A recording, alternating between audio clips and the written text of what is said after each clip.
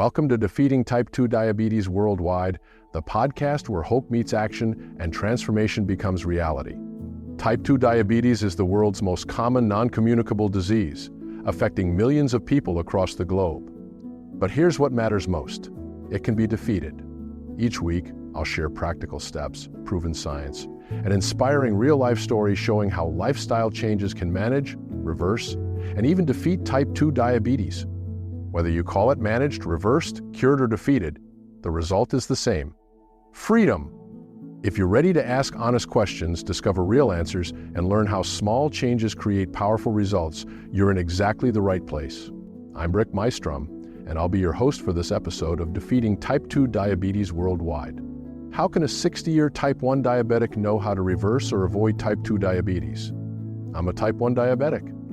I was diagnosed at 20 years of age, and I'm now 81. I've had Type 1 diabetes for more than 60 years and have no health problems.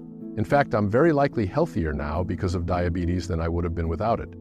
The last stress test I had showed me equivalent to an active person 26 years below my chronological age. The results of that test, as well as my generally excellent health, are primarily due to eating right.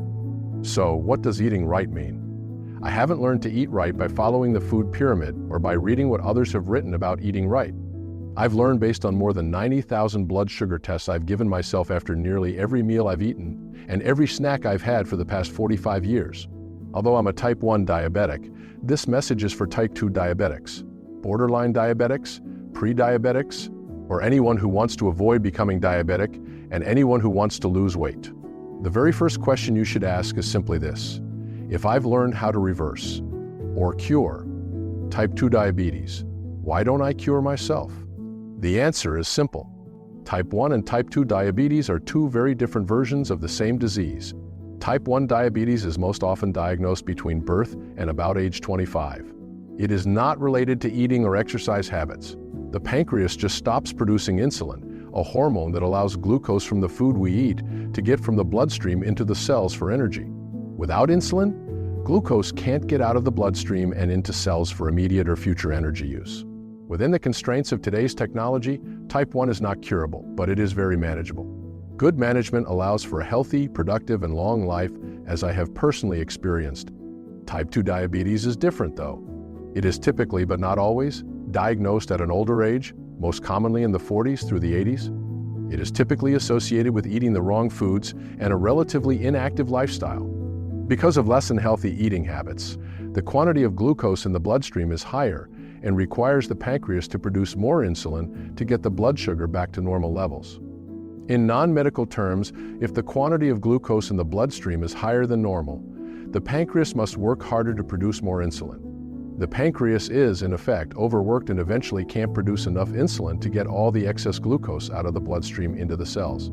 If blood sugars have been high for days, weeks, or months, then larger amounts of insulin are required to bring the level of blood sugar down to normal.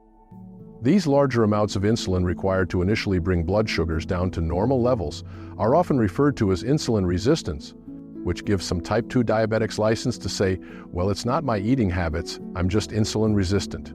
Please don't buy into that until you finish listening to my messages.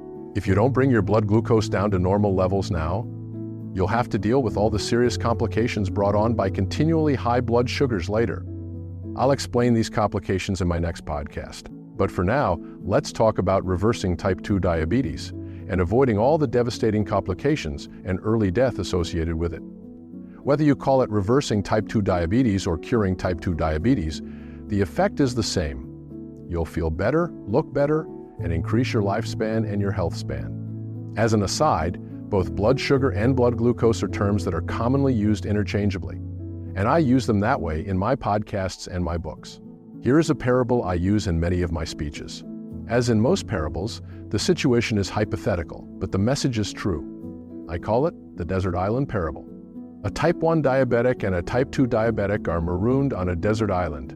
Neither has any insulin, however, they do have a way to make fire, and the island has catchable fish, edible plants, and drinkable water.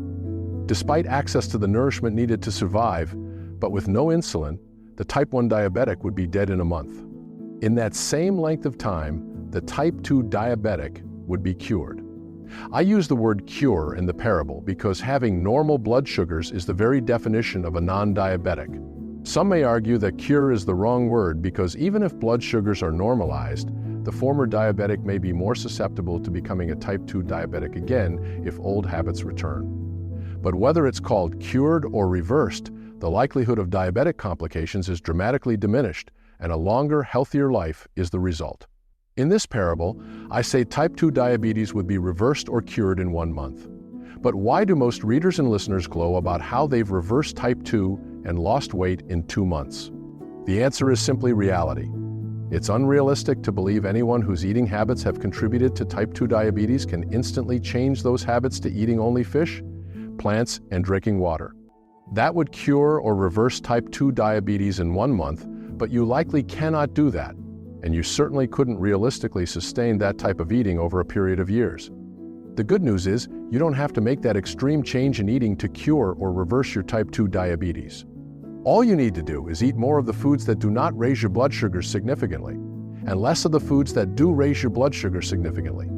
Doing that will reduce the amount of insulin your overworked pancreas must produce and allow that pancreas to produce sufficient insulin to normalize your blood sugars.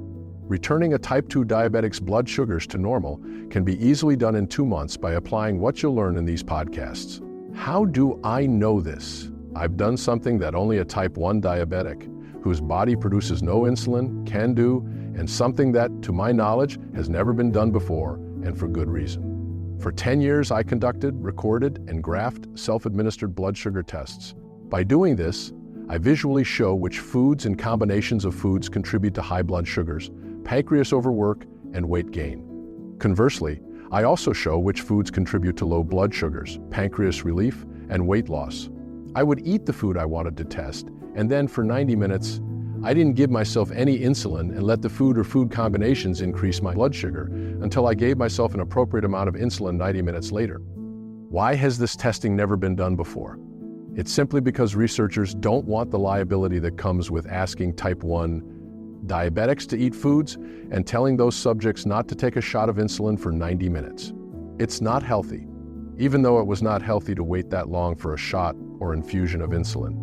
I was willing to do that to myself because I believe it will help millions of people around the world live healthier, longer lives. Even though the process was unhealthy, the tests have given me the information I've needed to live a healthy, happy, productive life with type 1 diabetes for more than 60 years. At age 81, I'm healthier than most people 20 to 30 years younger than I am. Now, I want to share this information with you. These podcasts will provide the core of the information type 2 diabetics need to normalize their blood sugars, get rid of all symptoms of type 2 diabetes, and, as a bonus, lose weight and live healthier. Even more, the graphs will be instrumental in helping millions of borderline diabetics and non-diabetics lose weight and avoid ever getting diabetes in the first place. For me, blood sugar testing was my research. But as often happens in research, when you're looking for one answer, you sometimes find another. I was trying to pinpoint the impact of food and activity on my blood sugar, but what I discovered was how to reverse or cure type 2 diabetes and how to lose weight. Will it work for you? It worked for these folks and thousands more. I want you to know, Rick, that your advice and your public discussion of diabetes saved my father's life. Thank you, thank you, thank you. Denise Trutanek, Anchorage, Alaska. It is the patient, not the doctor, who manages diabetes. Rick Mystrom is the gold medal winner for controlling his diabetes. He has become so skilled that he can predict and adjust his insulin level just by looking at the meal he is going to eat. His results: no complications from his long history of the disease. He is the expert. I am the learner. Thomas Niswander, MD, MPH. I hope this podcast has been helpful. My podcast next week will focus on what motivates you toward a healthier, slimmer, diabetes-free life. I'm Rick Mystrom, and you've been listening to Defeating Type 2 Diabetes Worldwide.